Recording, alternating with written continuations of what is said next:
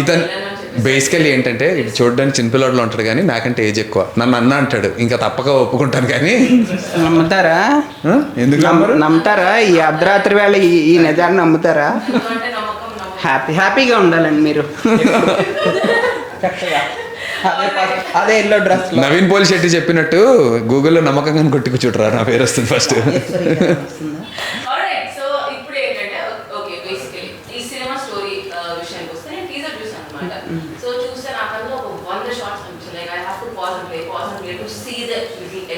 Nice. Correct. మీరు 100 shorts చూసారు, మేము 500 మాంటాజెస్ షూట్ చేసాము 50 లొకేషన్స్లో. 50 లొకేషన్స్లో. And we shot a lot of models. మేము ఎలా తీసామో జస్ట్ ఎగ్జాంపుల్ చెప్తా. బేసిక్గా నేను, నందు అన్న, రష్మి గారు, కెమెరామ్యాను ఒక వెహికల్లో ఒక 20 కిలోమీటర్స్ లొకేషను. మార్నింగ్ 6కి స్టార్ట్ అయ్యి వెళ్ళేవాళ్ళం హోటల్స్ దగ్గర నుంచి, ఒకే ప్లేస్లో ఉండి. వెళ్తూ ఏదన్నా లొకేషన్ నచ్చినా, వీళ్ళ కర్మకాలి వర్షం పడినా ఇమ్మీడియట్లీగా వెహికల్ ఆగిపోద్ది, కెమెరా దిగిపోద్ది, డ్రెస్ చేంజెస్ అయిపోతాయి, మౌంటేజీలు పడిపోతాయి. నిజంగా నేను చెప్తున్నా, రాయ సాంగ్లో మాంటాజెస్ ఉంటాయి. రష్మి ఇలా కూర్చుని చెరుకు తింటూ అంటే ఆ లొకేషన్ ఇన్ రియాలిటీ కనుక మీరు బయట నుంచి చూస్తే, మన కెమెరాలో నుంచి కాకుండా బయట నుంచి చూస్తే సన్న బురద కాలవ ఏదో ఉంటుంది.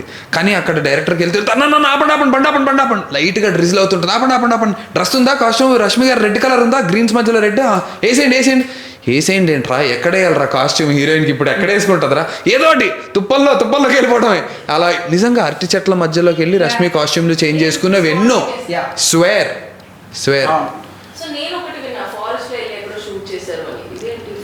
ఫారెస్ట్ కాదు అన్నీ, ఇంకా అంటే ఏంటి, ఇంకా మేము మా ఉన్న లొకేషన్ చుట్టుపక్కల అన్ని ఫారెస్ట్లే, చాలా ఇంటీరియర్స్లో వెళ్ళి షూట్ చేసాం కాబట్టి సిటీ నుంచి వచ్చిన వాళ్ళకి మిగతా అన్ని చోట్ల ఫారెస్ట్లే. అంటే ఉన్నాయి, బట్ మేము దూరం. ఇప్పుడు క్యారవాన్స్ ఉన్నాయి, అన్నీ ప్రొవైడ్ చేశారు, కానీ వెళ్ళే దారి లేదు అని చాలా సందుల్లో ఉంది. కాబట్టి మన పాటలో కూడా రా ఏ సందుల్లో లిటరలీ అక్కడి నుంచి ఇన్స్పైర్ అయిందేమో. అన్ని ఫెసిలిటీస్ ఇచ్చినా అక్కడ ఆ లొకేషన్స్కి అది రీచ్ అవ్వడం చాలా ఇబ్బందిగా ఉండేది. So we had to walk to lot of places.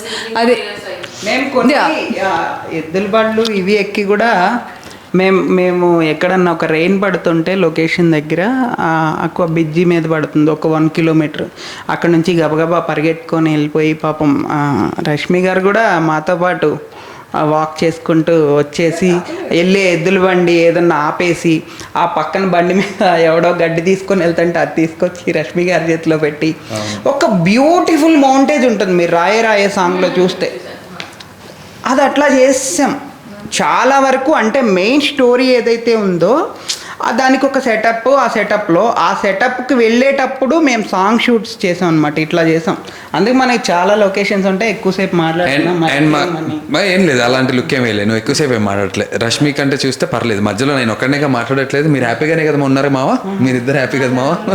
అయితే మా కెమెరామెన్కి మేము ప్లాన్ చేసి తీసిన దానికంటే ఇలా ర్యాండమ్గా తీసిన అన్నిటికీ సినిమాలు వచ్చేసి ఇంకా 4 సినిమాలు చేస్తున్నాడు. నిజంగా అంటే the speciality of the real locations అంతే.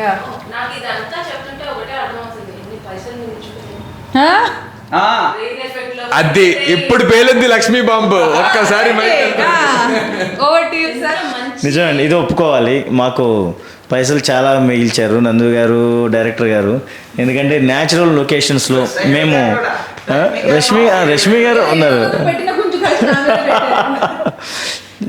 చాలా సేవ్ చేశారు. బట్ ఎక్కడైనా సరే ఈ మూవీ మనం చూస్తే ఇది చాలా పెద్ద మూవీలాగా అనిపిస్తుంది. మేము ఈ మూవీకి తగ్గట్టుగానే పెద్ద బడ్జెట్ పెట్టాము. బట్ ఇంకా ఈ సినిమా చూస్తే మేము పెట్టిన దానికంటే కూడా 2 times ఎక్కువ కనిపిస్తుంది. ఎందుకంటే ఈ లొకేషన్స్ న్యాచురల్ లొకేషన్ ఉండటం వల్ల నెంబర్ ఆఫ్ లొకేషన్స్ రష్మి గారు చెప్పినట్టు 500 మౌంటేజెస్ 105 లొకేషన్స్. మీరు ఒక్క షాట్కి ఇంకో షాట్కి సంబంధం ఉండదు, అన్ని లొకేషన్స్ మారిపోతాయి. మనం ఉన్న కండిషన్స్లో ఆ లొకేషన్స్లో మనకి రెగ్యులర్గా అలవాటైనవి అక్కడ అందలేదన్నమాట. సో అంటే it was not something by choice, but అలాంటి సిచ్యువేషన్ ఉంది, but we have to shoot. అప్పుడే ఇప్పుడు మీరు చూస్తున్న క్వాలిటీ కానీ ఆ కాంటెంట్ కానీ ఆ రానెస్ ఇస్ బికాస్ అలాంటి లొకేషన్స్లో వెళ్ళి షూట్ చేసాం కాబట్టి. బట్ ఫైనల్ అవుట్పుట్ చూసిన తర్వాత definitely it was all worth it, all worth it, absolutely. ఆ బురదలో దిగడం, మార్నింగ్ ఆవులో దిగడం, అలాగే మార్నింగ్ 10 నుంచి ఈవినింగ్ 5 వరకు ఎండలో. ఆవా అంటే బేసికల్లీ ఒక్క నిమిషం డెఫినెట్ పెట్టు, గూగుల్ ఓపెన్ చేయి. బేసిక్గా అంటే ఇప్పుడు ఇంగ్లీష్ మీడియం వాళ్ళందరికీ చెప్పాలంటే కష్టంగా ఉంటుంది అన్న. నాకు రష్మి తెలుగులో మాట్లాడితే తెలుగు అమ్మాయి అనేటువంటి రాజేశ్వరి ప్రసాద్కి అర్థం కాలేదంటే రష్మి తెలుగులో ఎక్కడికి వెళ్ళిపోయింది. నేను ఇంకా పిహెచ్డి అంటే అంత ఫీల్ అవ్వద్దు. ఇందాక ఆవ బదులు ఒక ఇంటర్వ్యూలో ఆవులోకి దిగామనింది. అక్కడ ఒక యాంకర్కి ఒక 1 సెకండ్ ఏంటమ్మా అంటే అది ఆవులోకి దిగి మేము షూటింగ్, ఆవులోకి దిగడం ఏంటండి అంటే నేను అన్నా కూడా అమ్మ అది ఆవు గేదె కాదు ఆవా అని చెప్పాను. ఆవ అంటే అదొక పాండ్, అది పాండ్, లోటస్ పాండ్. ఆవలోకి దిగడం, ఆ బురదలో మొత్తం చేయడం, ఫిష్ మార్కెట్లో 2 days షూట్ చేయడం, ఇది ఏమంటారు సురభి నాటక కంపెనీలో వెళ్ళి షూట్ చేయడం, which is actually very integral and important part of the film. ఈ ఏవైతే గెటప్స్ ఉన్నాయో వెనకాల చూస్తున్నవి, ఇది ఒరిజినల్ సురభి నాటకాలు చేసేటువంటి బృందం. వాళ్ళు మేకప్ వేసి వాళ్ళు డ్రెస్సెస్ వాళ్ళు చేసి ఇచ్చారనమాట హెల్ప్ యాక్చువల్లీ. సో మేము కూడా ఏంటంటే రెగ్యులర్ ఆర్టిస్టుల దగ్గరికి వెళ్ళకుండా సురభి నాటకాలు చేసే వాళ్ళ దగ్గరికి వెళ్ళి ఆ ఎపిసోడ్ అంతా వాళ్ళ దగ్గరే అథెంటిక్ సురభి నాటకాలు వాళ్ళ దగ్గర షూట్ చేసాం. వాళ్ళ దగ్గర ట్రైన్ అయ్యి అప్పటికప్పుడు అనుకోండి, నాట్ ట్రైనింగ్ అంటే 2-3 రోజులు కాదు, but yeah. So they help us with these getups, అందుకే అంత అథెంటిక్గా ఉంటాయి.